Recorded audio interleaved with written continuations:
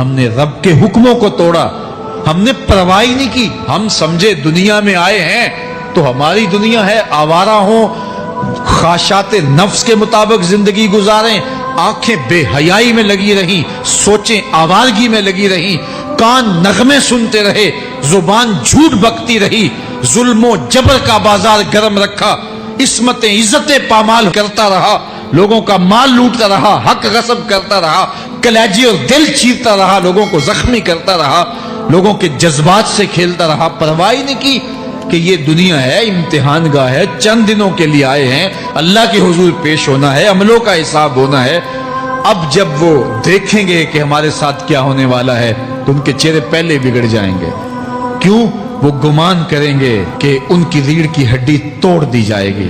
ایسے عذاب آئیں گے جس طرح کسی کی ریڑھ کی ہڈی ٹوٹ جائے تو اس کا چہرہ شگفتہ گلاب تو نہیں ہوتا، اس کا چہرہ جو ہے وہ تو کس قدر مرجھایا ہوا ہوتا ہے. تو اللہ ارشاد فرماتا ہے اس طرح ان کے چہرے ہوں گے. ابھی عذاب آیا نہیں ہے لیکن چہرے پہلے اترے ہوئے ہوں گے، اور جب عذاب کی بھٹی میں ڈالے جائیں گے، اللہ اکبر. اور وہ سخت عذاب، حضور نے جبریل امین سے پوچھا مجھے جہنم کے عذابوں کا ذکر سناؤ. عرض کی حضور سب سے ہلکے عذاب کی کہانی سناتا ہوں، اور وہ یہ کہ جہنمی کے پاؤں میں آگ کا جوتا رکھا جائے گا، باقی پورا بدن اس کا سلامت ہوگا. یہ سب سے ہلکے عذاب کی کیفیت ہے. اب پاؤں میں آگ کا جوتا ہوگا، حدت، گرمی، شدت اتنی ہوگی کہ دماغ پگھل کے ناک اور کانوں کے راستے سے باہر آ جائے گا. پاؤں میں رکھے ہوئے جوتے کی گرمی دماغ کو ایسے چڑھے گی کہ وہ پگھل جائے گا اور ناک اور کانوں کے راستے سے باہر آ جائے گا. تو اللہ کے عذاب کے خوف سے چہرے بگڑ جائیں گے، حالت سلامت نہیں رہے گی. یہ بات ذہن میں رکھیں کہ اللہ جس کو جہنم میں ڈالے گا اس کو اس صورت میں نہیں ڈالے گا. یہ محمدی صورت ہے، یہ شکل اس کی چھین لی جائے گی اور اس کی شکل بڑی کر دی جائے گی. اس کا ایک ایک دانت احد پہاڑ جتنا ہوگا. احد پہاڑ کا پھیلاؤ 15 کلومیٹر پہ ہے. 15 کلومیٹر کا ایک دانت اور 32 دانت کتنے ہوں گے تو منہ کتنا بڑا ہوگا. اس کو اتنا بڑا اس لیے کیا جائے گا تاکہ وہ عذاب کی تکلیف زیادہ سہے. 70 گز موٹی کھال ہوگی اور کھال جل جائے گی تو اللہ قرآن میں فرماتا ہے ہم نئی کھال دے دیں گے تاکہ عذاب کی تکلیف اس کو گوارا کرنی پڑے. پھر چیخے گا، چلائے گا، ہائے مجھے پانی دو، پانی دو، پیاس کی شدت ہے. 70 سال تک تو اس کی کوئی آواز ہی نہیں سنے گا. 70 سال کے بعد داروغہ جہنم چیخ کر کہے گا کیا مانگتا ہے؟ وہ بولے گا مجھے پانی چاہیے. کہا جائے گا تو بے بھی ملتا ہے پانی. پھر داروغہ جہنم اسے پانی دے گا. کوکا کولا کی بوتل دے گا یا پیپسی تھما دے گا یا منرل واٹر کی بوتل دے گا؟ نہیں، قرآن بتاتا ہے اسے مائے حمیم دیا جائے گا، کھولتا ہوا پانی.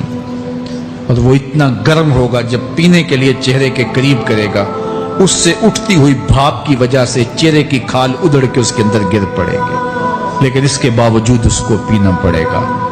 اللہ فرماتا ہے یہ دنیا ہی سب کچھ نہیں ہے. سمجھ لیا یہی سب کچھ ہے، آخرت کو بھول گئے. صبح اٹھے کام پہ چلے گئے، شام آئے آوارگی میں چلے گئے. صدائیں آتی رہی حی علی الصلاح حی علی الفلاح، کوئی پرواہ نہیں کی. نہ پیشانیوں نے سجدے کیے، نہ سوچوں میں پاکیزگی آئی.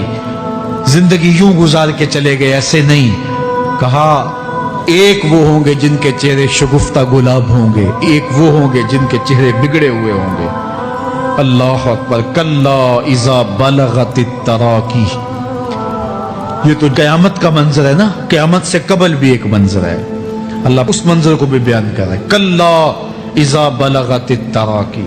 ہاں جب جان گلے کو پہنچ جائے گی. اے انسان تیرے اوپر وہ گھڑی بھی آنے والی ہے، وہ وقت بھی آنے والا ہے جب سانس اس ہنسلی میں اٹک جائے گا، جب سینے سے بھی سانس اوپر چلی گئی. اب ڈاکٹر بھی لا علاج قرار دے رہے ہیں کہ اب علاج نہیں رہا ہے، جان بس اب نکلنا چاہ رہی ہے. اور کہا جائے گا کوئی جھاڑ پھونک والا بلاؤ. اب ڈاکٹروں نے تو جواب دے دیا. اب سانس اٹک گئی گلے میں، چند لمحوں کی مہمان ہے. اب ڈاکٹروں نے کہا اب ہماری جانب سے لا علاج ہو گیا، اب لے جاؤ اس کو گھر یا وینٹیلیٹر پہ ڈال دیتے ہیں اس کو. بس اب ہماری جانب سے کوئی اس کا علاج نہیں ہے. اب گھر والے روتے ہیں, کہتے ہیں کوئی جھاڑ پھونک والا لاؤ, کوئی دم والا لاؤ, شاید وہ کوئی دم کرے تو اس کی جان میں جان آ جائے. ڈاکٹروں نے تو لا علاج قرار دے دیا. وَظَنَّ عَنَّهُ الْفِرَاقُ. اللہ فرماتا ہے یہ تو جھاڑ پھونک والے کو ڈھونڈ رہے ہیں, لیکن جس کی سانس یہاں اٹکی ہے وہ سمجھ گیا ہے اب موت آ گئی ہے. اس کو یقین ہو گیا ہے کہ اب موت کے لمحے آ گئے ہیں, اب میں بچ نہیں پاؤں گا. اب آنکھیں تاڑے لگی ہوئی ہیں. وَالْتَفَّتِ السَّاقُ بِالسَّاقِ. پنڈلی پہ پنڈلی چڑھ رہی ہے. جب موت آ جاتی ہے تو پھر پنڈلی سے پنڈلی لپٹ جاتی ہے, اس کو پھر جدا کرتے ہیں اور جدا کر کے دونوں انگوٹھے باندھ دیتے ہیں تاکہ پنڈلی کے اوپر پنڈلی نہ چڑھے. اللہ وہ منظر بیان کرتا ہے, صاحب یہ وقت آنے والا ہے جب دونوں انگوٹھے باندھ دیے جائیں گے, جب ناک میں روئی ٹھونس دی جائے گی, جب چٹے لباس میں کفن دیا جائے گا, جب غسال کے سامنے بے بس پڑے ہوں گے, وہ چاہے یہ بازو اٹھائے چاہے یہ بازو اٹھائے, گرم پانی ڈالے یا سرد پانی ڈالے, جب بس پڑے ہوئے ہوں گے جو ہے وہ غسل دینے والوں کے, اور ناک میں روئی ہوگی اور دونوں انگوٹھے آپس میں بندھے ہوں گے. یہ محل, یہ ماڑی, یہ کوٹھیاں, یہ بنگلے جس کو سویر شام لگ کے حلال حرام کی تمیز کیے بغیر بنایا تھا, غوث اعظم رضی اللہ تعالیٰ عنہ بولے مکان بنا رہا ہے, بسیں گے اور حساب تو جا کے دے گا. اور یہ تو ایک رات بھی تجھے اس گھر کے اندر نہیں رکھیں گے کہ چلو ایک رات مہمان رکھ لیں. کہتے ہیں نہیں نہیں, مہمانوں نے بھی جانا ہے تو جلدی کرو, اس کو سپرد کراؤ. وہ تو تیرا لباس بھی پھاڑ کے اتاریں گے, خود غسل دینے کے لیے تیار بھی نہیں ہے. تجھ سے خوف آنے لگا ہے. جاندی واری ڈرونا بنے ہوتے, ہاتھ نہ لاندے ڈر دے, جنہ لئی تو پاپ کمائے اج کتھے نہیں تیرے کر دے. آج تو وہ تیرے ساتھ تجھے غسل دینے کے لیے آمادہ نہیں ہے. وَالْتَفَّتِ السَّاقُ بِالسَّاقِ. جب پنڈلی پہ پنڈلی چڑھنے لگ جائے گی, إِلَىٰ رَبِّكَ يَوْمَئِذٍ الْمَسَاقُ. اس دن تیرے رب کی طرف ہی لوٹ کے جانا ہے. فَلَا صَدَّقَ وَلَا صَلَّىٰ. اس نے نہ تو سچ مانا اور نہ نماز پڑھی. وَلَٰكِنْ كَذَّبَ وَتَوَلَّىٰ. ہاں جھٹلایا اور منہ پھیر کے چل پڑا. ثُمَّ ذَهَبَ إِلَىٰ أَهْلِهِ يَتَمَطَّىٰ. پھر اپنے گھر کو اکڑتا ہوا چلا. اولا لک فاولا ثم اولا لک فاولا. تیری خرابی آ پہنچی, ہاں تیری خرابی آ پہنچی. ایحسب الانسان ان یترک سدی. انسان دنیا میں یہ گمان کرتا ہے اس کو سدا چھوڑ دیا جائے گا. سدا عربی میں ایسے اونٹ کو کہتے ہیں جس کی مہار کسی کے ہاتھ میں نہ ہو. شترے بے مہار, جہاں مرضی جس گھاٹ سے چاہے پانی پیے, جہاں سے مرضی چارہ لے, تو شترے بے مہار کو کہتے ہیں سدا. تو یہ انسان بھی گمان کرتا ہے کہ میں بھی سدا ہوں, مجھے کوئی کیوں پوچھے, میرے جذبات پہ کوئی کیوں قدغن لگائے, مجھے کیوں روکے کوئی.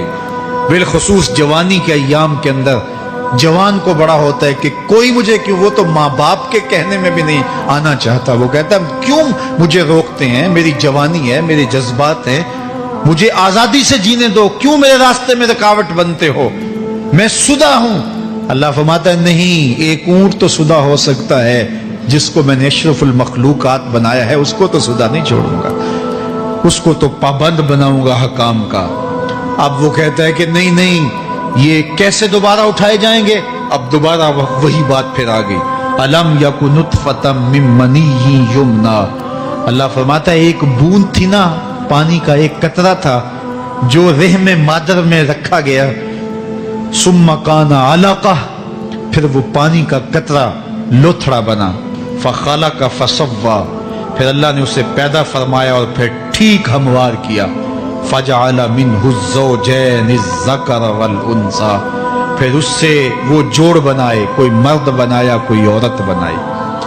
کہا اب غور کر, اب تیری آنکھیں دیکھتی ہیں, بجلیاں چمکتی ہیں, تیری زبان کا طوطی بولتا ہے, لوگ اشش کرتے ہیں تیری گفتگو پہ, تیری گفتار پہ صدقے جاتے ہیں, تیرے لہجے کے جمال کو دیکھتے ہیں, تیرے سینے کا زور, تیرے پنجوں کی طاقت, تیری دماغ کی تیزیاں اور تیری سوچوں کے اجالے, تیری زوردار ٹانگیں, تیرے کڑیل بازو اور تیری چوڑی چھاتی اور تیرے گلاب کی پتیوں جیسے ہونٹ، اے انسان یہ سب کچھ کہاں تراشا گیا؟ ماں کے رحم میں، اس تاریکی میں جو 3 پردوں میں تھی، تیرا سر تیرے گھٹنوں میں تھا، اور تیرے رب نے وہاں تیرے اندر نسوانیت یا رجولیت کی صلاحیتیں پیدا کی، تیری آنکھوں میں چمک پیدا کی، تیرے کانوں میں نغمے بکھیرے، تیری زبان کے پٹھوں پہ قوت ذائقہ رکھی، تجھے بولنے کی صلاحیت دی، تیرے پنجوں میں زور رکھا۔ آج تو مفتی شہر ہے، آج تو علامۃ الدہر ہے، آج تو قاضی القضات ہے، آج تو منسٹر ہے، آج تو وزیر اعظم ہے، آج تو پہلوان ہے، آج تو شہزادہ ہے، آج تو بادشاہ ہے، آج تو زوراور ہے، آج تیری طاقت کے کیا کہنے، آج شیروں کو تو نچا لیتا ہے، ہاتھیوں کو تو بٹھا لیتا ہے۔